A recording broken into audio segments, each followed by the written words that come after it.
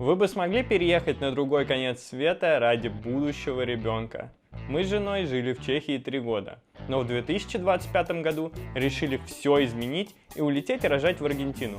Это Буэнос-Айрес. И мы приехали, а это крыша с нашим бассейном. Почему именно сюда? Как прошел наш переезд? И вообще, стоит ли покидать Европу ради Латинской Америки? Сейчас расскажу. Привет, меня зовут Вася. Мы с женой переехали в Прагу из Москвы еще в далеком 2021 году. Но в 2025 приняли непростое для нас решение уехать. Почему? В Чехии мы могли бы получить ПМЖ через 3 года, а паспорт через 7. Но Петр Павел, нынешний президент Чехии, подписал новый закон, который делает невозможным получение гражданства для россиян. По крайней мере, пока идет война. В Аргентине все иначе. Ребенок получает гражданство сразу, после рождения. А мы ПМЖ, с возможностью в будущем податься на паспорт. Так что мы собрали вещи и отправились в Буэнос-Айрес. Меня многие спрашивают, почему я подхожу к капибарам и надолго ли мы переехали в Аргентину. А я вам отвечу так. Мы переехали сюда на длительный период времени. Рожать, получать гражданство, ну и просто жить. А как жизнь сложится в будущем, знает один лишь Бог. Поэтому доверим свою судьбу Ему и будем жить сегодняшним днем.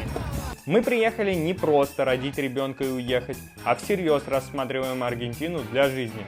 Здесь нам предстоит адаптация, новые знакомства и разбор местной бюрократии. Так что впереди будет много интересного контента. Подписывайтесь на канал. Собирать вещи было непросто. За 3 года в Праге накопилось много всего, но мы уезжали налегке. Всего 7 чемоданов.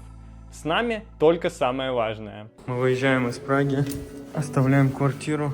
Вот так вот все это выглядит. Посчитаем количество чемоданов. 1, 2, 3, 4, 5, 6 чемоданов. Рюкзак Насти, рюкзак мой. Родные и друзья провожали нас в аэропорту, а впереди нас ждал долгий путь на другой конец света.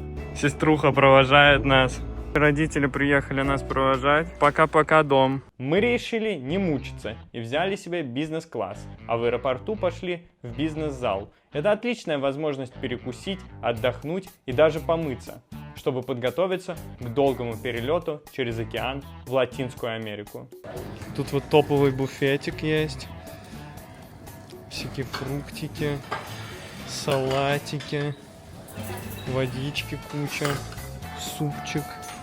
Сладкого осталось поменьше, но зато есть ужин в виде основного блюда. Куча напитков, даже есть без сахара многие. Например, фьюсти этот, или Coca-Cola Zero, Coca-Cola Light. Вот такой вот бизнес-зал. Кстати, советую тем, кто летит в Буэнос-Айрес, обратить внимание на хорошие рейсы и пересадки. Комфорт в пути реально решает, особенно для беременной жены. Настя, как тебе ощущения от бизнес-зала? Здорово.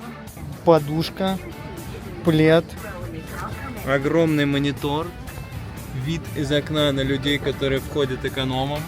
Мы впервые летели в бизнес-классе, я скажу честно, оно того стоило.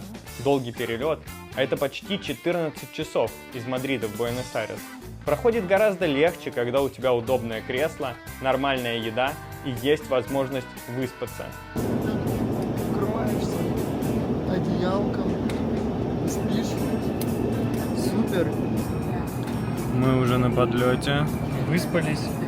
Полностью раскладывается кровать, подушечка. Супер комфортно. Я, конечно, просыпался, читал книжку, но было супер гуд. Настя спала тоже без задних ног. Вот на таком вот самолете мы летели. И прилетели. И здесь жарко. И вот мы в Аргентине. Первые впечатления – очень жарко, очень много зелени.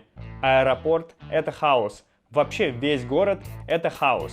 Но самое главное ощущение, что начинается новый жизненный этап. Вот такой вот лимонад стоит $5. Настина Coca-Cola стоит $3,5. Вот такая вот коробчонка. Спасибо водителю, что согласился нас вообще так везти. Но пока не выглядит как деревня, выглядит как цивилизация, просто немножко отстающая. Приехали к нашему дому. Но тут очень приятно, кстати. Мусора почти нету. Вот Carrefour. Мы приехали, наша квартира пока на уборке, поэтому мы на 3 часа идем изучать культуру Латинской Америки. После прилета мы сразу пошли в супермаркет, чтобы понять, какие здесь цены и что вообще можно купить. Курс песо постоянно скачет, поэтому с собой нужно носить пачку наличных. Полный обзор цен уже есть на канале, так что обязательно посмотрите. Вот ближайший торговый центр, а вот продуктовый магазин. Мы пришли с Сота. Сейчас будем изучать, что здесь по ценам. На входе в Сота всякое барахло из Китая продают, бэушные айфоны, ну и паленые сумочки Dior, Gucci, Louis Vuitton. Много игровых автоматов всяких для детей прикольных. ТЦ похож на американский. Пока первые впечатления, зашли в Carrefour, вроде все понравилось. Продукты правильного питания, бессахарная газировка, все это есть. В целом выбор что-то между Европой и Америкой, но довольно урезанный. Улицы чистенькие, квартира приятная. Машины здесь все довольно старенькие, но в целом прям хлам они ездят по улицам. Вон какой-то бомж сидит. Бомж в целом занимается своими делами, никому не пристает. Я иду снимаю, конечно, я обращаю на себя внимание. Ну а после магазина мы отправились пробовать местную кухню. Аргентина славится своей говядиной. Мясо здесь дешевле, чем овощи. Так что надо было срочно проверять, насколько оно вкусное. Зашли в локальный ресторан. Вырезка стоила $15, сэндвич стоил $9, эмпанадос $1,5 и салатик $5. Этот обед вышел нам на $36 с возможностью оплаты карты. Так бы он нам вышел на $32 без оплаты картой. Дешево ли тут жить? Насколько комфортно? И стоило ли вообще менять Европу на Латинскую Америку? Все это я разберу в следующих видео. Подписывайтесь на мой канал, а все наши социальные сети вы сможете найти по ссылке в описании. И следите за моими шортс-видео. В них вы точно увидите много интересного из Буэнос-Айреса.